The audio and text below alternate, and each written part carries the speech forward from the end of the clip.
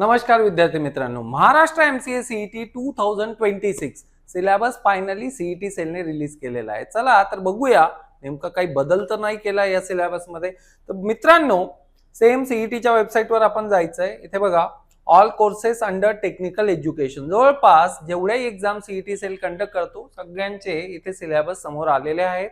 या पीडीएफ वर आपण क्लिक करायचंय। ऑलवेज रिमेंबर, फेक वेबसाईटवर नाही जायचंय। CETcell.mahacet.org हीच ऑथेंटिक वेबसाईट आहे। याच वेबसाईटवर आपण गेलं पाहिजे। तर विद्यार्थी मित्रांनो, सिलेबस मध्ये बघू शकता आपण, सगळ्यात आधी एमएसटी सीईटी 2026 आहे।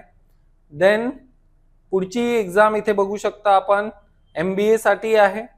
देन मित्रांनो एमसीए सीईटी 2026 एक्झॅक्टली हाच सिलेबस आपल्याला रेफर करायचा आहे।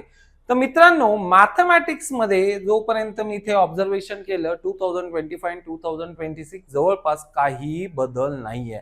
बऱ्याच मुलांना शंका होती कॅल्क्युलस ऍड तर नाही करणार, तर कॅल्क्युलस इथे नाहीये। कॅल्क्युलेटचा फक्त एक छोटासा पार्ट डिफरन्शियल इक्वेशन इथे आहे, म्हणजे तो आपल्याला लिमिट नाही करायचंय, कंटिन्युटी नाही करायचंय, इंटिग्रेशन नाही करायचंय, डिफरन्शिएशन नाही करायचंय, पण तेवढ्याच कॉन्सेप्ट जेवढ्या डिफरन्शियल इक्वेशनला लागतील ते आपल्याला करायचे आहेत।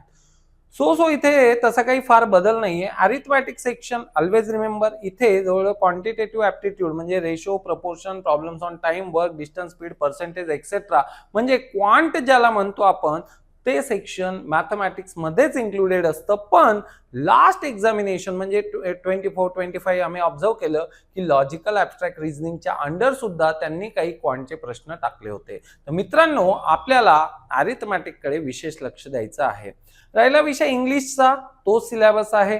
कॉम्प्युटर कॉन्सेप्ट मध्ये फार तसे बदल नाहीयेत।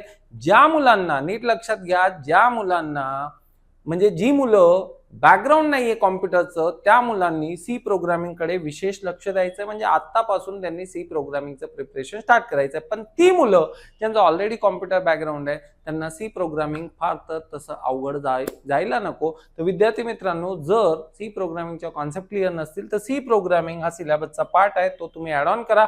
बाकी तसं विशेष काही बदल नाहीये। त्यानंतर मित्रांनो, राहिला विषय परीक्षेचा पॅटर्नचा, तर काही बदल नाहीये। 30 question 30 question 20 question 20 question, maths, logical reasoning, English, computer, each having 2 marks का वेटेज। सो अकॉर्डिंगली मित्रांनो, टोटल जी एग्जाम आहे 60-60 40-40 200 मार्क्सची एग्जाम आहे।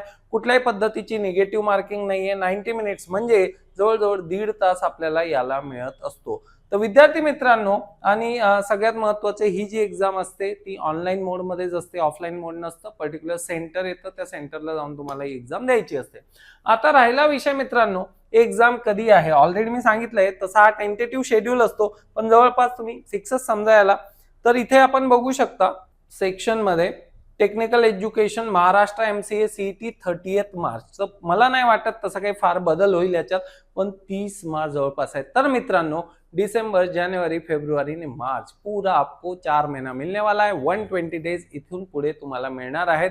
या 120 डेजचं प्लॅनिंग हे प्रॉपरली झालंच पाहिजे। तर मित्रांनो, एनएचजी अकॅडमी आपल्यासाठी स्पेशल बॅच घेऊन येत आहे 120 डेजच्या प्रिपरेशनसाठी। त्याच्यात आपण मॅथ्स पासून, कॉम्प्युटर पासून तर रिझनिंग पर्यंत मित्रांनो सगळे विषय इथे बघणार आहोत।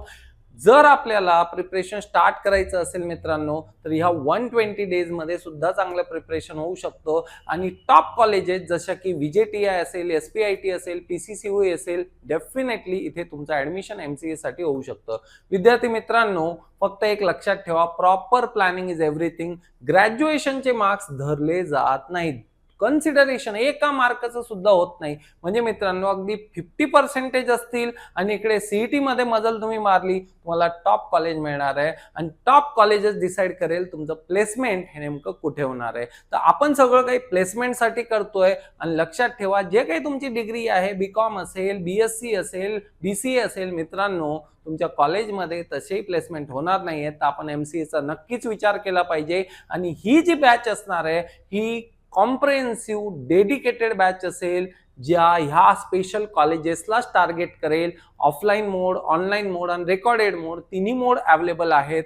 माझा सल्ला असेल तुम्हाला, ऑफलाईन आणि ऑनलाईन या दोन्ही बॅचेस बेस्ट आहेत। जे आम्ही ऑफलाईन मध्ये कॉन्टेंट घेतो तीच बॅच लाईव्ह स्ट्रीम होत असते ऑनलाईनमध्ये. तर याच्यात फारसा तसा बदल नसतो. स्पेशल नोट्स तुम्हाला मिळत असतात, मॉक्स इथे आम्ही अवेलेबल करून दिलेले आहेत आणि सगळ्यात महत्त्वाचं एक्झाम नंतरचं काउन्सिलिंग. जोपर्यंत तुमचं ऍडमिशन होत नाही NSG अकॅडमीचा सपोर्ट त्या दिवसापर्यंत असतो विद्यार्थी मित्रांनो, आणि आमचा प्रयत्न असतो की तुम्हाला चांगल्यात चांगलं कॉलेज मिळावं. तर बिलकुलही वाट बघू नका, खाली दिलेल्या नंबरवर लगेच संपर्क करा. डिस्क्रिप्शन बॉक्समध्ये NSG अकॅडमीचं ऍप्लिकेशन तुम्हाला मिळेल, त्यानंतर व्हेरियस सोशल मीडियाच्या लिंक्स तिथे मिळणार आहेत. ह्या CET बद्दलचे काही जे अपडेट्स असतील ते तुम्हाला डेडिकेटेड त्याच्यासाठी युट्यूबचे चॅनल आहे, डेडिकेटेड त्याच्यासाठी इंस्टाग्रामवर पेज आहे. इमिडिएट लेटेस्ट अपडेट हवे असतील इमिडिएटली या चॅनलला सबस्क्राईब करा आणि डेफिनेटली प्रिपरेशन लगेचच चालू करा. आणि सगळ्यात महत्त्वाचं मित्रांनो, ही जी फास्ट ट्रॅक बॅच असणार आहे, क्रॅश बॅच असणार आहे, ही अत्यंत डिस्काउंटेड रेट्समध्ये तुमच्यासाठी आम्ही अवेलेबल करून देत आहोत. तर वाट बघू नका, इमिडिएटली प्लॅनिंग करा. Thank you very much guys.